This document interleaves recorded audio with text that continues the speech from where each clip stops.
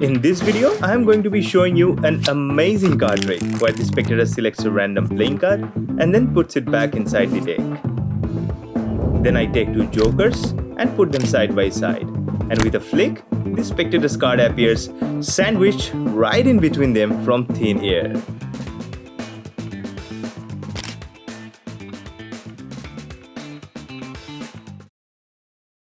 Here's the full performance of the trick. I'm gonna take the two jokers and keep them aside, and then let the spectator select one random playing card.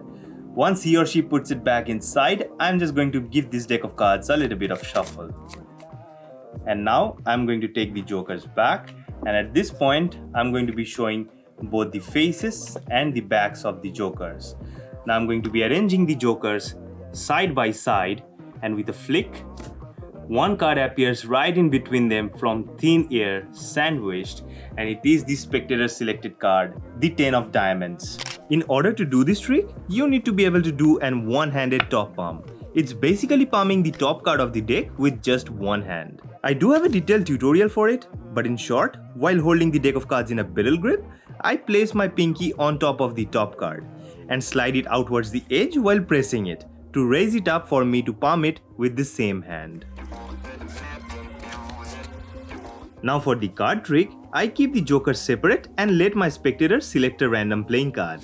Once he or she puts it back inside the deck, I control that card to the top of the deck.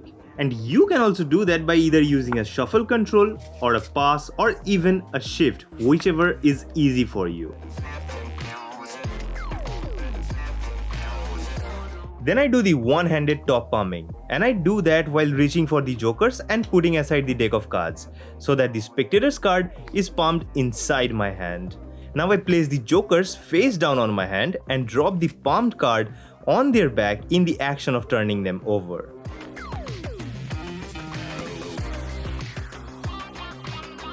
Now while the cards are squared and face up, I grab the cards in the biddle grip and slide the top joker onto my other hand, turning it face down, and at the same time turn the other hand as well to show the backs of the jokers, while the spectator's card stays hidden. Now I place the doubles face up on the back of the single joker and raise the cards up, showing the face of the single joker. Now from here, I push out the joker from the back side, leaving the spectator's card, and flip the joker over and place it angled right behind the front two cards, leaving the spectator's card facing myself.